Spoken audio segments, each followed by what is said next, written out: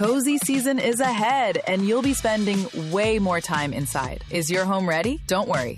With Wayfair, you can upgrade your space without breaking the bank. Score up to 70% off during their Labor Day clearance on furniture, area rugs, mattresses, and more. Plus, surprise flash deals you can't miss. Whether it's one room or the whole house, Wayfair has pieces for every style and budget. Shop Wayfair's Labor Day clearance now through September 7th at wayfair.com. Wayfair, every style, every home. Hi, Ryan Reynolds here for Mint Mobile. Are you looking for a beach read this summer? May I suggest your big wireless bill? It's got suspense, mystery, a slightly flat emotional arc, and a shocking twist where you realize you've been overpaying the entire time. Fortunately, though, Mint's story is better. Every plan, $15 a month, even unlimited. That's it. Happy ending. Zero tears. Give it a try at mintmobile.com/switch. Upfront payment of $45 for 3 months, $90 for 6 months, or $180 for 12-month plan required. $15 per month equivalent. Taxes and fees extra. Initial plan term only. Greater than 50 gigabytes may slow when network is busy. See terms. Oxygen, oxygen, oxygen, oxygen. We need it, we need it, we need it. Oxygen, oxygen, oxygen. It's why we breathe it.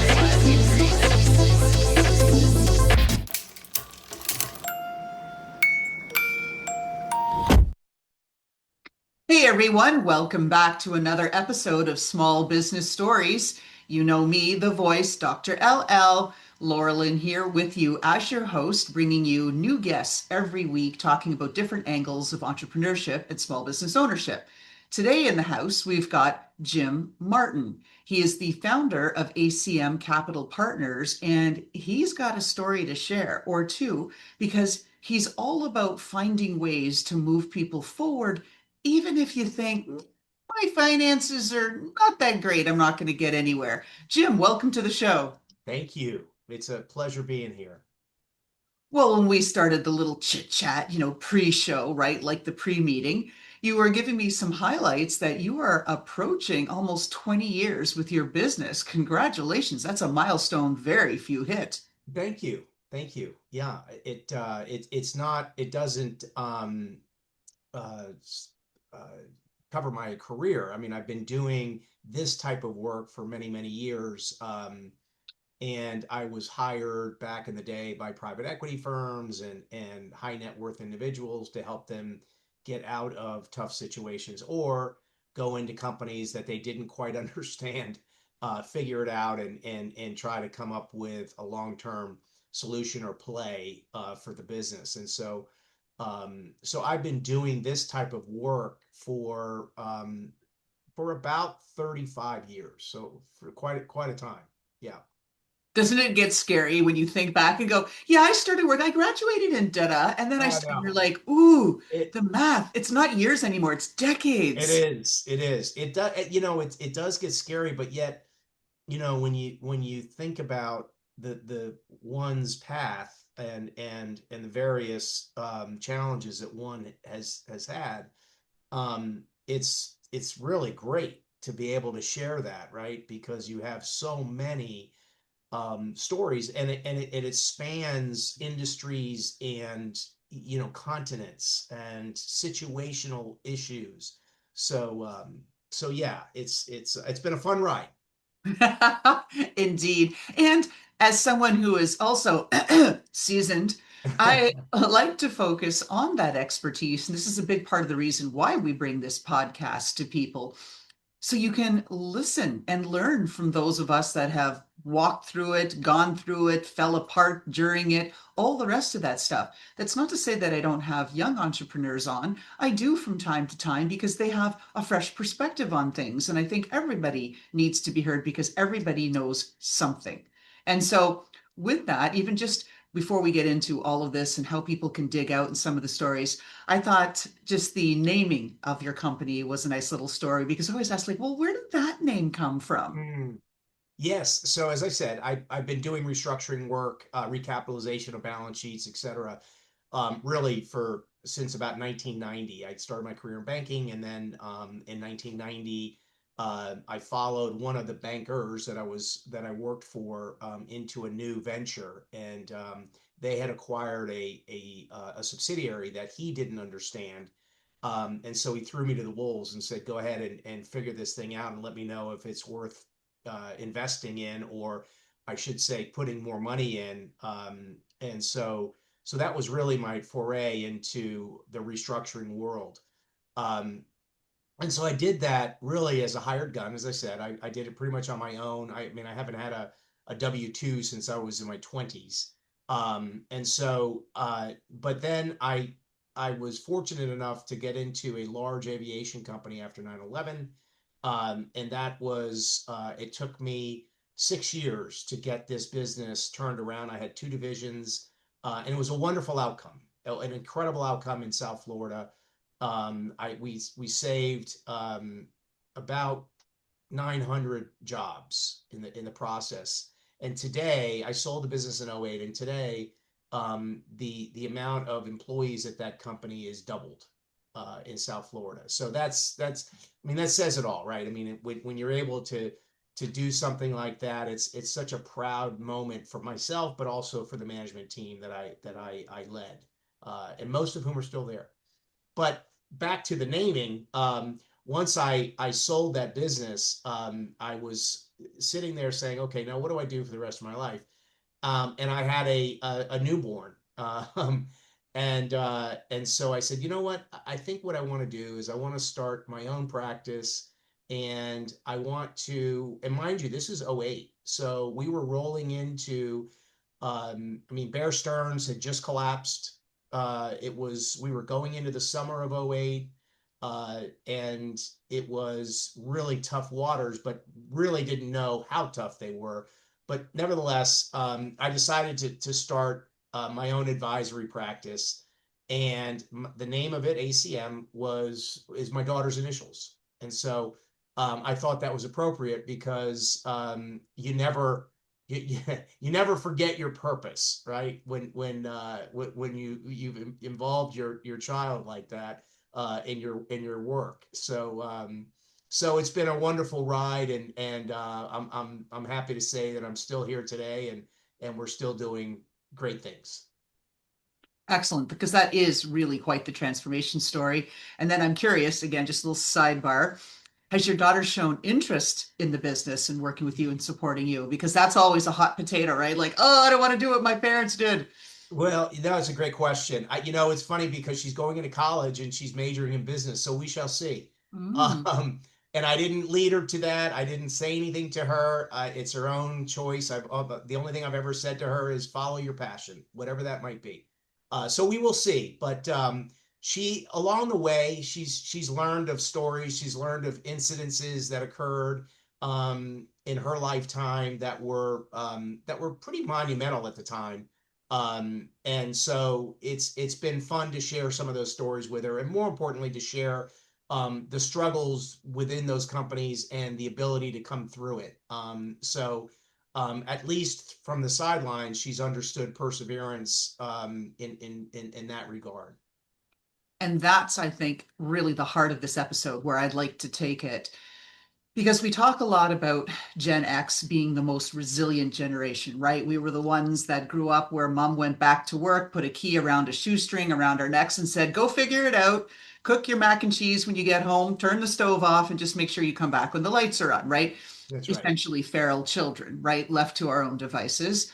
Yet Gen X collectively raised the least resilient generation, Gen Z. Now, again, it's not surprising that they are struggling, given that they were essentially born as the Twin Towers fell, right, in Manhattan, and then the financial crisis and seeing Gen X. But I don't want to make this a generational story. What I want to make it about is how you need resilience as a small business owner, as an entrepreneur, because it's not all, wow, like fantastic, like here's the big wad of cash, here we go. There's some parts to it that are not so easy.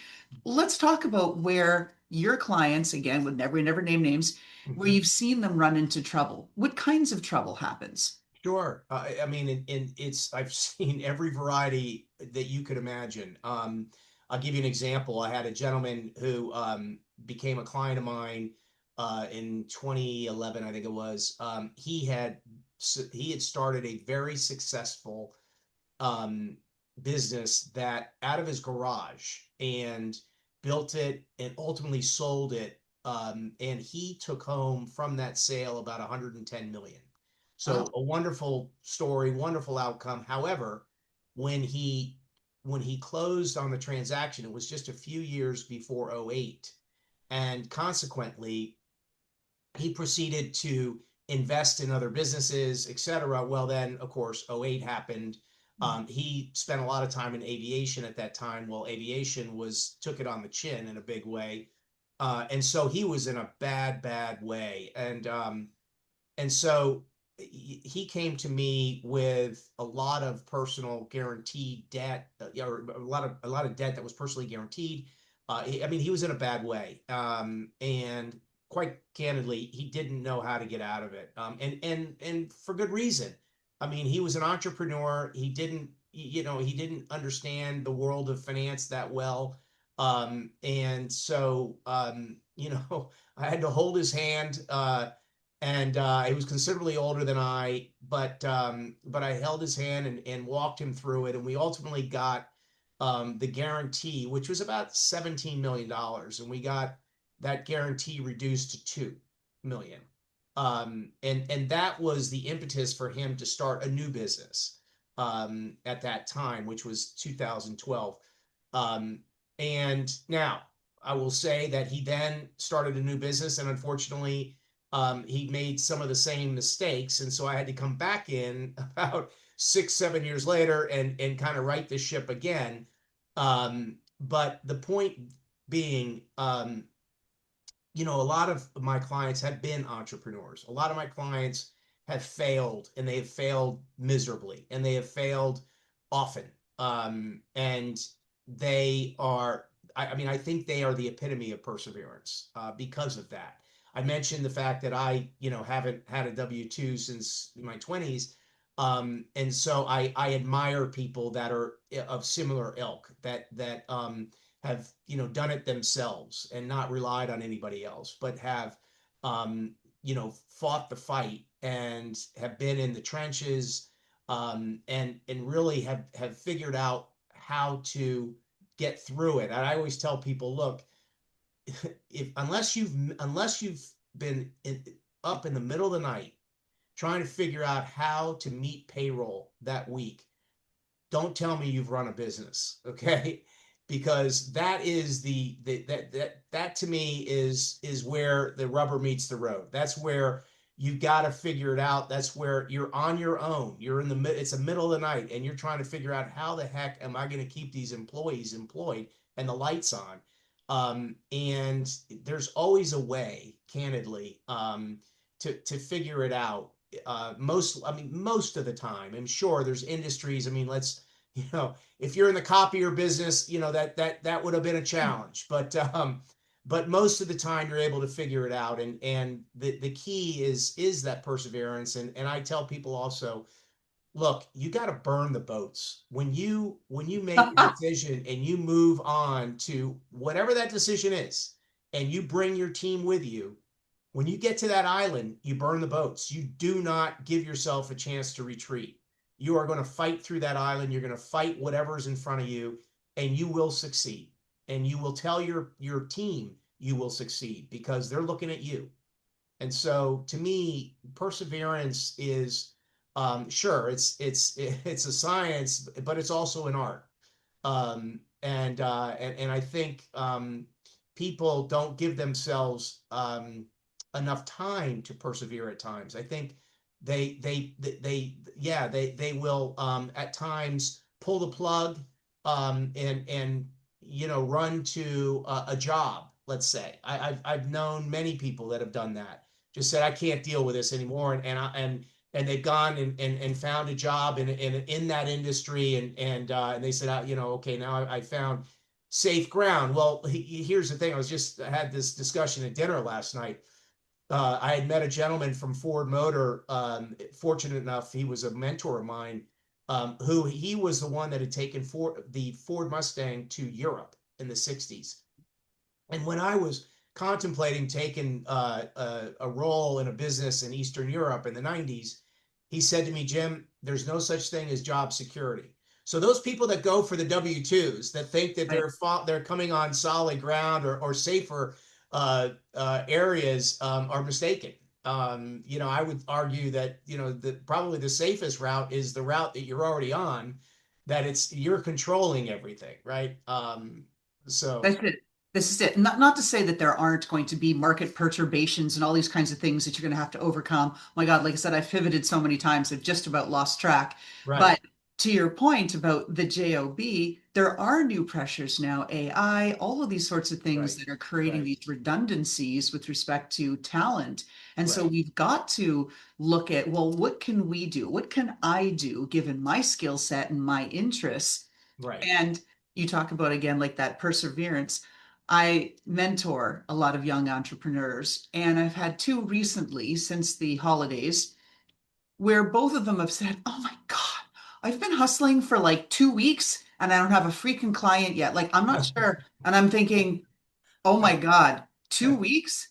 And I've said to both of them, you talk about being candid. I don't think entrepreneurship's right for you because if you're Right, burnt out and giving up after 2 weeks, right. there is no way in hell you're going to make it after 1 year or 2 years or 3 years if you're No. not fully aligned with your why and what you're doing it That, for. that that's exactly right. And you bring up the term aligned, and alignment is something that, I mean, I learned it in business school many, many, many years ago.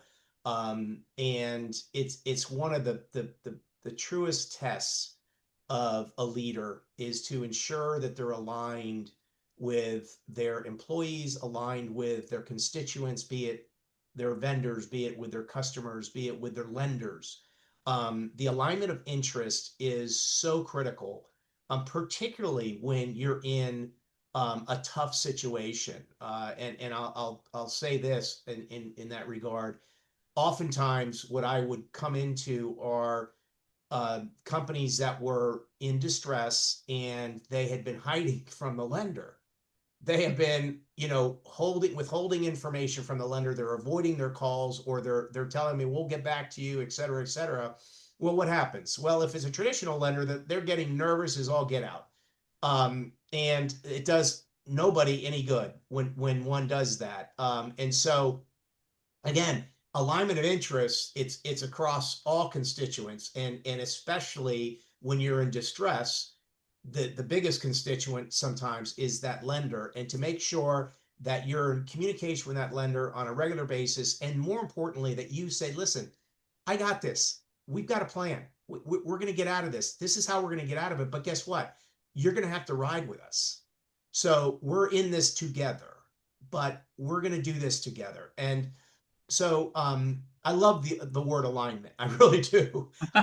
And it's proven to be such a critical term and critical uh, uh, thing for businesses to and for owners to recognize how important that alignment is.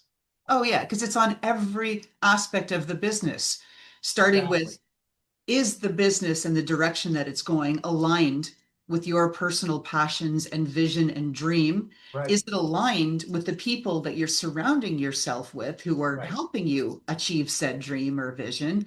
And then Exactly.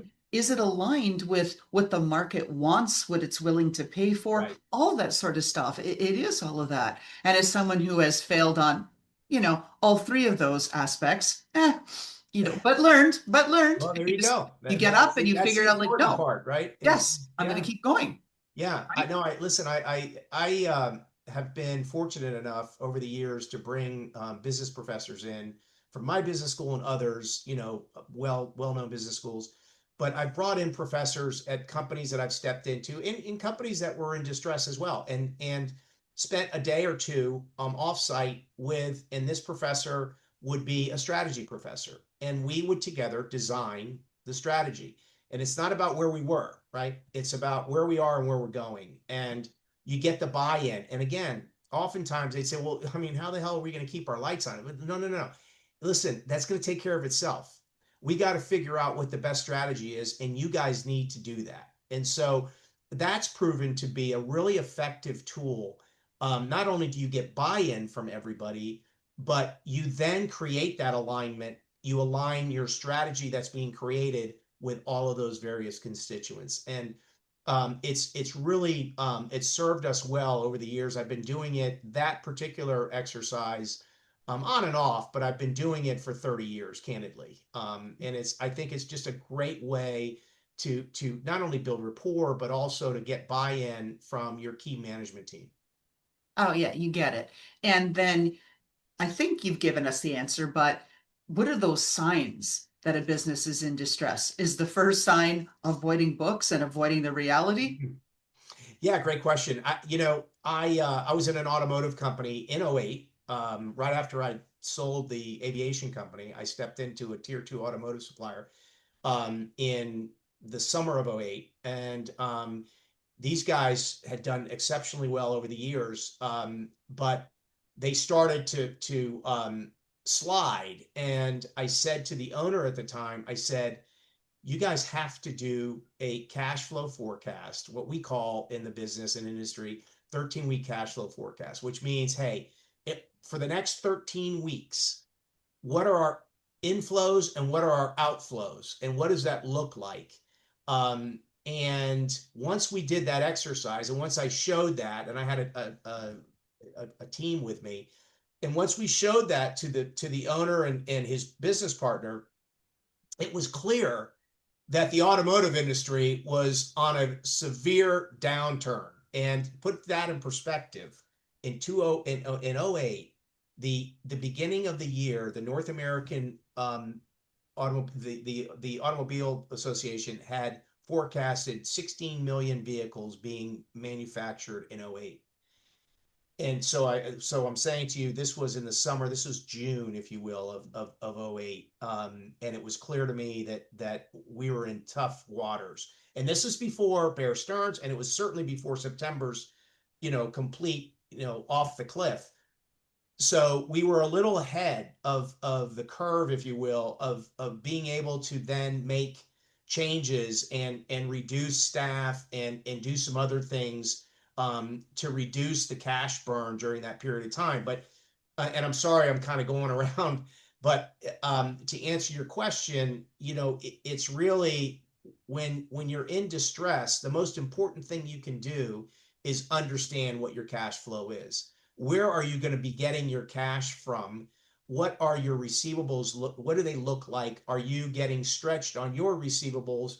Do you feel like you're not going to be able to collect on those receivables? Is there a way to discount them? Or is there a way to offer discounts to your current customer base to get cash in the door as quickly as possible? So the various things that one, encounters, there's a set there's effectively a toolbox that one has to go through and then help the team, the management team and the owner maneuver through. I want to pick apart the cart before the horse problem related to this. Hey, not if I don't look at my books, therefore, right? I don't know, therefore there's no problem. Estimates range from SBA Score and other groups anecdotally and surveys that have been formally conducted that somewhere between half and 3/4 of all the 33 million small businesses in the USA don't do profit and loss statements. They don't do cash flow predictions. Do you think that if they did, they might not be in such dire straits financially? Totally. Right? I mean, information is absolutely key. I don't care if you're doing it on a napkin. You must know where you are every day. And that's a great segue into another tool that I find absolutely critical. And that is we do in any company that I step into, and this has been going on, honestly, all of my career, we do a flash report every week. And we take the key inputs that are needed in that particular business. What are those key inputs? Be it production, whatever those are, and you measure those, but you measure them against your previous. Let's say it's retail, so you would say, okay, my sales this week versus my sales last week, but more importantly, my sales same week last year, right? So what are the trends? And transactions, if again in retail, let's pick a Burger King restaurant. What are the daily transactions? What are the average checks? All of those things are critical to understand every day, not just, periodically, but every day. And so many people don't do that. So many people just miss that. And they wait because let's face it, your financial statements are stale. you know, I mean, you're lucky if you're able to get your financials out 15, 20 days after the month. Excuse me. So by that point, the horses are out of the barn. So so without the interim reporting, that's the flash reports, the cash flow forecasts, those types of things, you may be, you may be out of luck, candidly. It's definitely a problem. And you look at, again, also other stats, small businesses, 2/3, according to SCORE, are currently operating on business loans. Right. So there's some real pressures out there that I know it. I see it as a mentor. I see it in my clients. I see it all over the place where I work with a lot of the small to micro businesses. And the pressure is real. People just don't know what to do. They don't know where to go. They're desperate for a loan just to kind of hang on a little bit longer. So, what do you advise people to do other than, hey, go take a look at your books and take an honest look at them? Beyond that, where should they look, Jim? Is there something they should be doing? Well, it's a great question. There's, in my view, you have a handful of different options. When, to your point about the business loans, there, and I know you as part of that, we both know, the cost of debt today is very expensive, right? So that exacerbates those that are in distress in some form or fashion. So you've got that going on. Now, if they're in debt, if they have those business loans and they're operating, then one of the first things that I would do is I would go to the lender and say, look, we need a forbearance, meaning we need you guys to not do, we're not going to pay you interest and we're not going to pay you principal. We want you to defer for 90 days, 180 days, whatever that time period is. But again, with that ask, you have to come to them with a plan that says, look, this is how we're going to get out of it. We're going to get out of this, right? I mean, you always got to come with complete confidence. And you say, look, we're going to get out of this, but we're going to need your help to do so. Now, you can say, oh, it's a big bad lender. I mean, pick a big bank. Pick Chase, pick whomever. Doesn't matter. But do you think they want to run your business? No. They know, I mean, unless you have been saying that time and time again and not delivered, that's one thing. But if you come to them and say, listen, I need a deferral for a period of time, they're going to ride with you. They have to ride with you. I mean, they don't want to, unless they have, cash collateral, it's in their best interest, and it would behoove them to ride with you during that time period. So that's one piece that I think people may be afraid to do, because now part of that is reputation, right? They're in a small community. They're afraid to go to the local banker and say, hey, I don't think we're going to be able to make it without your help. And I get all of that. I mean, there's plenty of social issues that perhaps compound the problem. But what I tell clients is look at the lowest hanging fruit, right? And the lowest hanging fruit oftentimes is the lender. You've got let's say you've got a business loan and you're doing an amortization of 5 years. Every month you're making a payment. And you can't make those payments. And so, to me, that's the first thing you can do. And then, other things are, again, payroll and related type of things, are things that one needs to take a long, hard look at. I could go on and on with all these stories, but, oftentimes these entrepreneurs will bring in friends and they'll bring in certainly family. And I came across some right after the '08 crash, 9, 10 people that I knew well. And one guy in particular, he brought in his high school friend who had gone on and studied accounting. And he brought him in as his CFO. And So things were going tough. Things were going, I mean, it was really a challenging time period, obviously, given where we were in the country, but also in the particular industry that they were in. And I kept questioning him about this CFO, who I felt was quiet, um, reticent to provide timely information. And I remember saying more than once, are you sure you know what he's doing? Are you sure that the controls are in place? And then as I dug into it, I realized, no, the controls weren't in place. Your cash controls were not in place. This guy he was able to write the checks. He was able to create the vendors. He was able to do everything. Well, then when you peeled back, layers, you realized he had taken over $1 million from this client. Oh, So, and this was a friend of his from high school, and they were probably 10 years into the company by this point. So, so that person had his own issues because it was '08, right? And so he had started taking money here and there, and next thing you know, you're up to $1 million or thereabouts. So, when you're in that situation, you got to look everywhere, and you got to make sure that you have the controls in place. Now ahead of time, hopefully, right? Hopefully you're able to put controls in place, particularly when you're starting out or when the business is just about to get growing. You want to make sure everything is tidy. For that reason, you don't want to have. I mean, you bust your butt, you do all those things, and then you have somebody walking out the back door. It's a killer. It's an absolute killer.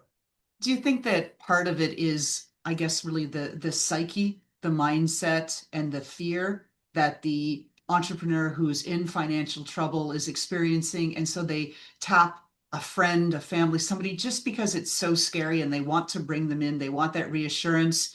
And I think that maybe they get clouded by that show of support, and because they're not really looking for what's best, they just want support because it's so hard. Do you, said another way, many, many times in my mentorship and even with my clients, I'm more of a therapist than I am a business strategist. Right.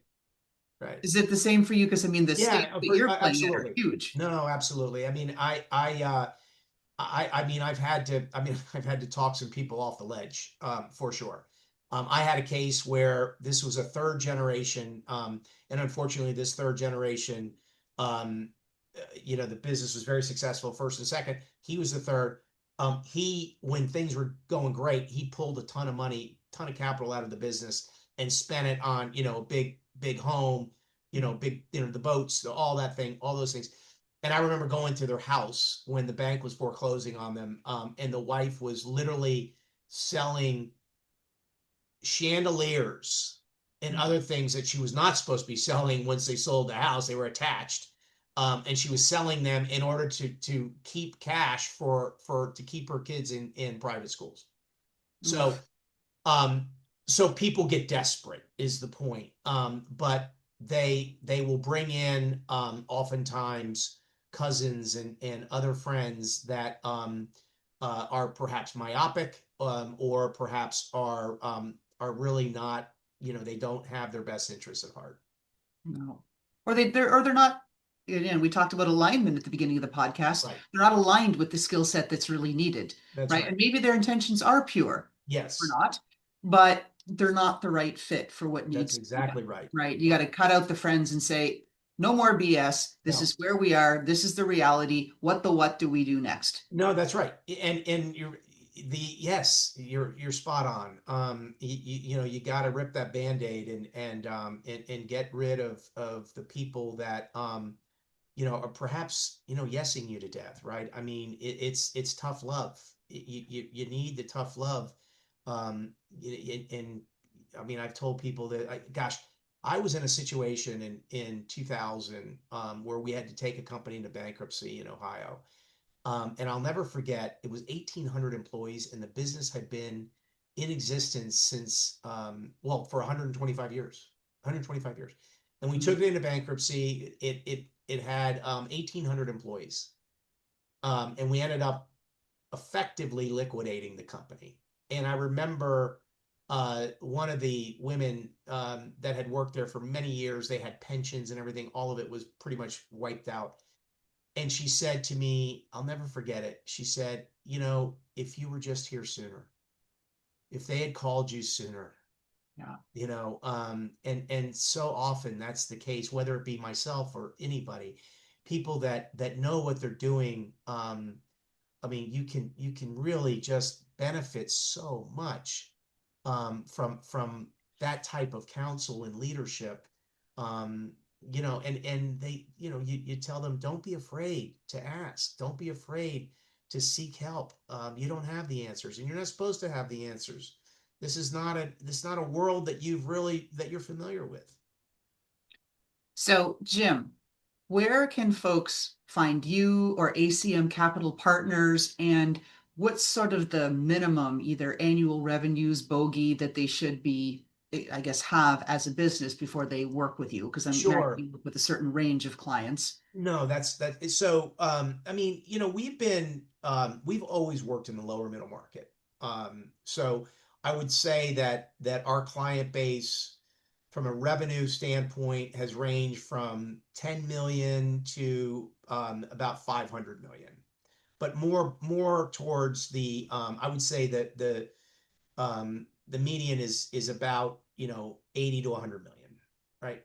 But it's really for us, and particularly me now.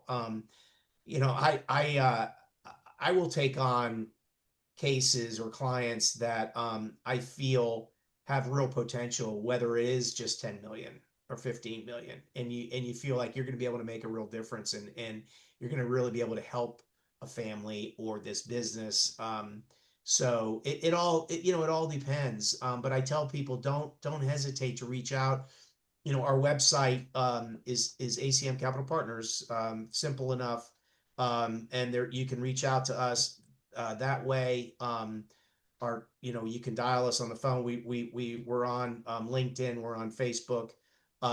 And my cell phone number, candidly, is I've given it out for 25 years. And I always tell people, please feel free to call me. And I'll tell you right now, the cell is 305-978-0720.